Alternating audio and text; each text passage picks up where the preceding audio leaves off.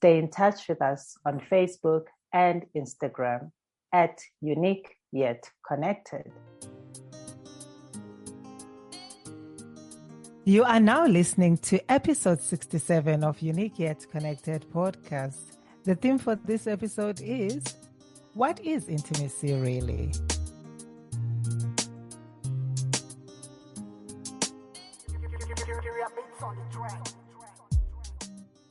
It is extremely difficult for you to create intimacy with an avoidant person. Their avoidance is rooted in deep trauma from their past that makes it difficult for them to feel safe enough to be able to become vulnerable with you. Connecting emotionally is not possible without being able to be vulnerable.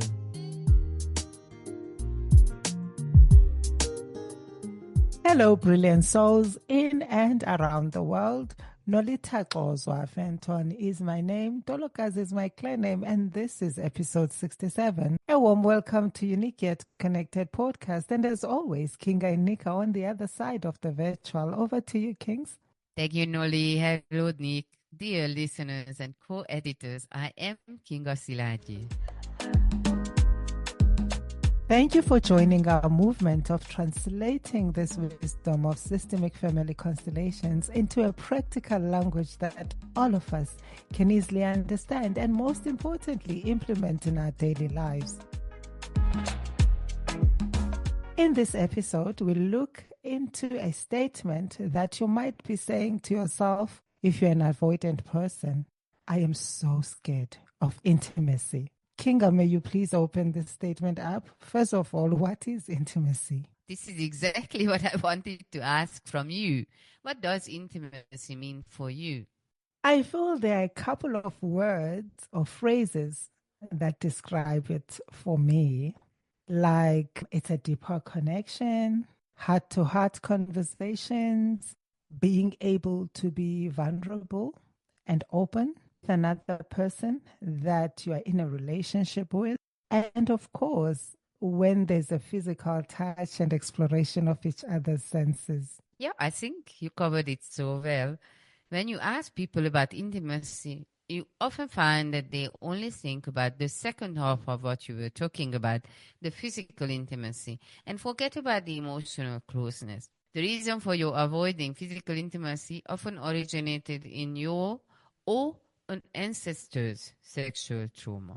So in my life experience, I've observed that some sexual traumas can lead people to want more and more of the sexual experience, yet they are not emotionally available or looking for a deeper connection. But because in the past, most people have been socialized to only associate intimacy with sex, it's easy to think that someone is intimate when they are not even close. How do we link this other reason with avoiding physical intimacy? Because it seems like the person is embracing being physically intimate, yet they are not. For me, intimacy means the ability to be vulnerable with another person. And for that, you have to feel secure enough with others.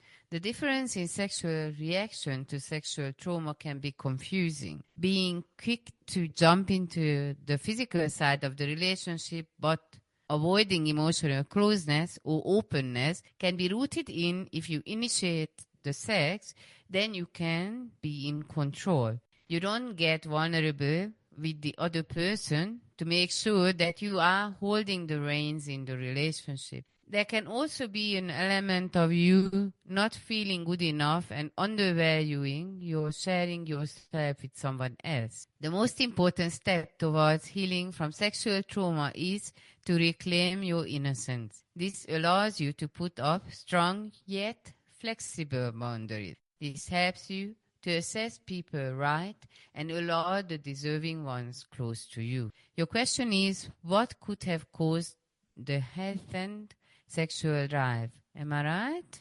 Yes, and you've answered it when you spoke about someone might want to be in control, because maybe they were violated and they were not able to be in control. in that experience. So I've had a sexual experience as well where the person was there physically, but I couldn't access them emotionally. To feel that deeper connection of being one, it was just a whole experience for me. And it wasn't intimate from my meaning of an intimate sexual experience. So I understand exactly what you mean about the emotional connection.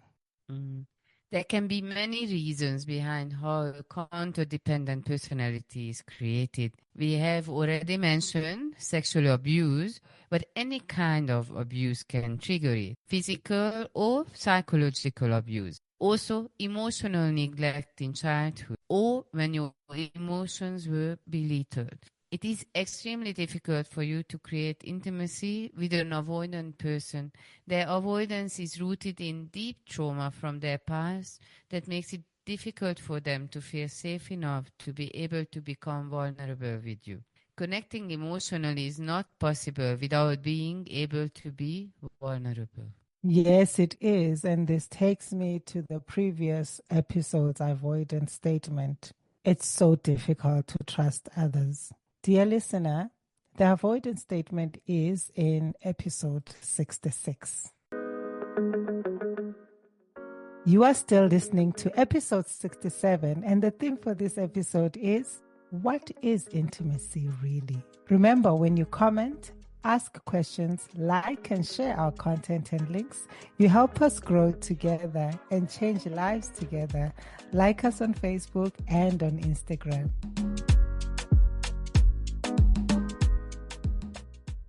We spoke about how much we trust the world and people around us based on our childhood. By the age of 9 months, the picture of a hostile or friendly world has already been created in your mind. You decided if the world is trustworthy or not. Of course, later trauma may shape this picture, but when you find that you have a problem trusting others or the world, as a holistic counselor, I would always advise you to go back to the beginning of your life. Write about your birth and infancy to start to look for the origin of avoiding intimacy. Please note that this event that created your avoidance doesn't always have to be a sinister event or someone's fault. Let's say that your mom couldn't breastfeed you for some reason.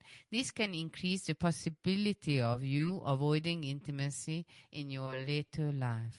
Oh my goodness. Wow. Breastfeeding. Please, will you open that up for us, Kings? But before you do that, I'm just having a revelation about some child I know. Yes, sometimes a mother can't breastfeed, but sometimes a child can reject the breast and doesn't want to be breastfed. I guess that could also affect the intimacy. There is something about how babies are held during breastfeeding, even if the baby is fed using a bottle. The holding is the same as breastfeeding, which makes me believe that there is something important in holding a baby. You are right that holding is very important. I was just saying that there is an element of losing the intimate connection when the breastfeeding doesn't happen. There are no hard rules when it comes to emotions, so not being breastfed doesn't mean that this child is gonna grow up to be avoidant. Thank God that the old way of taking away the baby right after birth was replaced now with a skin-on-skin bonding session between mom and baby. Apparently, I was on the breast until I was big enough to tell my mom to sit down when I wanted her to breastfeed me. So they told me that I was 3 years old or so. They tried all the tricks they could think of, but it wasn't working. Eventually, I was taken to my grandmother's house for a while and it worked. Through the lens of systemic work, what are the possible examples that can show that someone avoids or is scared of intimacy in a constellation session? Does it come up as the inner parts? Remember, in the previous episode, we touched on the inner parts system. Yes, fear of intimacy can come from a part of you that was broken off when the trauma happened. These broken off parts are called exiles. exiles are exiled or locked out of your life because they are looked at as parts that can cause emotional havoc and turn your life inside out and upside down. There is a way to bring back these parts that you are avoiding into your life, and with that, to increase your capacity for intimacy in the most gentle way. What we see the most often in consolation is the original connection being broken between mom and child. This is called interrupted reaching out movement. This break in the connection can happen at any time in the first 7 years of your life. Events that can trigger this are being hospitalized or any other way being separated from mom. It hit me when you said that you were removed from your mom to stop you wanting to connect with her. You wanted a deep connection and then they removed you. There is a possibility that you carry some trauma from this forceful separation. That's interesting. Maybe that could be the reason why I created this narrative that I don't have much memories of my mom from the certain point before my brother was born. My brother was born the year I turned 5. The person I remember being with before that was my dad, and I thought it was because my mom, as a nurse, worked so much. Maybe being taken away from the breast did something to me that just shut down from her or focus on my dad and acted as if she didn't exist. When I was younger, I think I did remember how bad that separation was, but somehow it faded away. When it comes to being vulnerable and having an honest talk, which sex is easier for you to talk to, a male or a female? Definitely females. Maybe your mom was around much more than you remember. So you are saying this because? Because you are comfortable with females. She might have been there reading to you and putting you to bed. You often remember more what hurt you than what supported you. Yes, I can believe that because she's such a dedicated mother. She was always there. Why do we remember those hurtful things more, though? Thank God there were more things that supported you than the ones that hurt you. You normally remember the events that are out of the ordinary, not the norm. Often adults come to me for inner child work, and while we are working through the development stages of their childhood, they will share with me something that is considered normal in their minds, but it is not. Then I have to tell them that what was done to them is not okay. This is not what a parent would do with the child in normal circumstances. When I ask them if they would do this with their child, they normally say no. But it happened so often with them as a child that they normalized it. That is very insightful. Something abnormal can happen so often that one can normalize it. Wow. Children are resilient and children adjust, and the ability of adjusting is one of your biggest strengths as a child. But it can also do you harm because you will adjust to abuse and make it out to be normal. As a survivor technique, you will say it was okay what was done to me, but it also happens that the abused becomes an abuser because the abuse became the norm and it seems morally acceptable. Most of our conversation in this episode is linked to babyhood and childhood. And I'm deliberate in saying babyhood because to me, childhood could mean the toddler stage, and that could give an impression that intimacy starts impacting us only from that stage. It makes total sense that intimacy is linked to baby stage because babies love a soothing touch. They love to feel and connect even on an eye contact level. They look at you and smile, and you wonder what they see or connect with you. I sometimes wonder, is my hairstyle funny for the baby or are they connecting with my earrings? And my conclusion is that babies love connection. Even for an adult, it is hard not to see a baby's eyes and face and not want to connect. There is something that connects in us when we see a baby. It could be a baby of a stranger, but there is an intimate place that their purity touches in us. We were all babies, born with a deep desire to connect. So intimacy is in us, no matter what has buried it deep down in us. But it is there, and it is up to us to start rediscovering our intimate self. This is a beautiful point at which to finish our episode. It was interesting to experience how we were struggling at the beginning to get intimate about intimacy.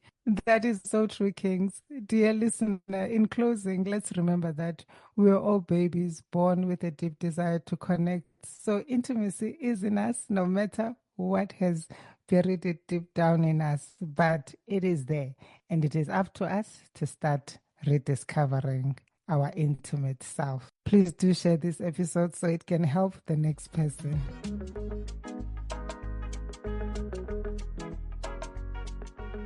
Thank you for your contribution in helping us to be chosen into the top 10 South Africa Family Podcasts by FeedSpot. Join our monthly virtual connection circle every first Tuesday evening of the month.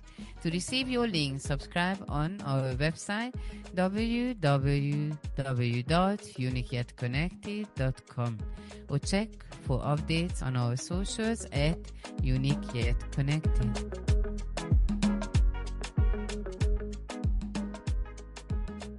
In the next episode, we will still explore the natural stages of a romantic relationship, focusing on the counter-dependent stage.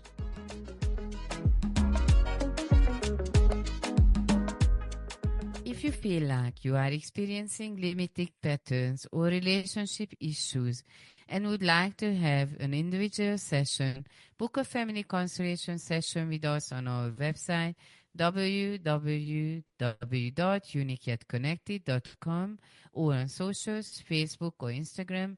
Our handle on both platforms is @youniqueyetconnected.